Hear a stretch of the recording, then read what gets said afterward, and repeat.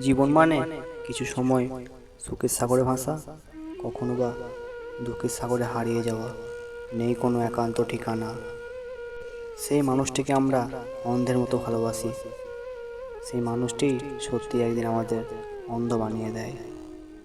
মধ্যরাতে কষ্টগুলো বড় বেহায়া, না দেয় ঘুমাতে, না দেয় জেগে থাকতে, পারে শুধু অশান্তির মধ্যে রাখতে।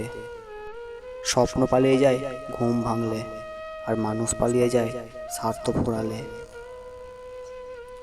সেই সময়টা তেমন কঠিন নয় যখন চোখ দিয়ে জল পড়ে, কিন্তু ওই সময়টা খুব কঠিন যখন চোখের জল লুকিয়ে রেখে হাসতে হয়।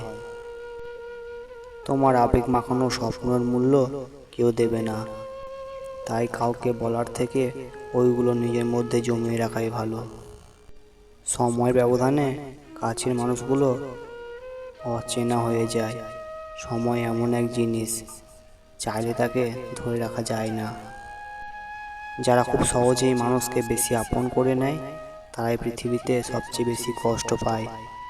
চোখের জলটা তাদেরই বেশি পড়ে।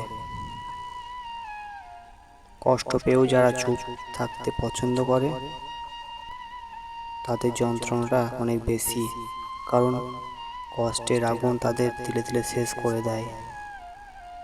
কাউকে অন্ধের মতো বিশ্বাস করলে সে তোমাকে অন্ধ ভেবেই ঠকিয়ে দিয়ে চলে যাবে, আর এটাই বাস্তব। আপন মানুষ কখনো পর হয় না। যদি পর হয় তবে বুঝে নিও সে কখনো তোমার আপন ছিল না। সে তার সময় কাটানোর জন্য বা তার স্বার্থ মেটানোর জন্য তোমার আপন সেজেছিল। কখনো রঙিন, কখনো ধূসর, কখনো বা সাদা কালো, কখনো জীবন স্বপ্নের মতো, কখনো বা বিশাল ধাঁধা।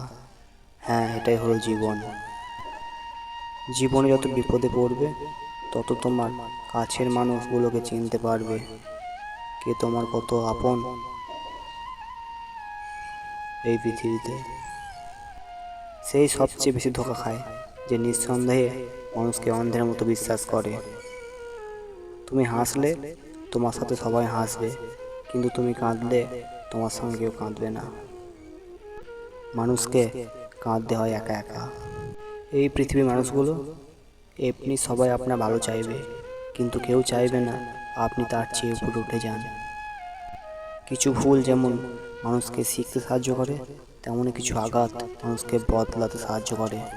স্বপ্নের জগৎটা যতটা সহজ, বাস্তব জগৎটা ততটাই কঠিন। একটা মানুষ তখনই একা থাকতে পছন্দ করে যখন সে দেখে সবাই তাকে ঠকাচ্ছে।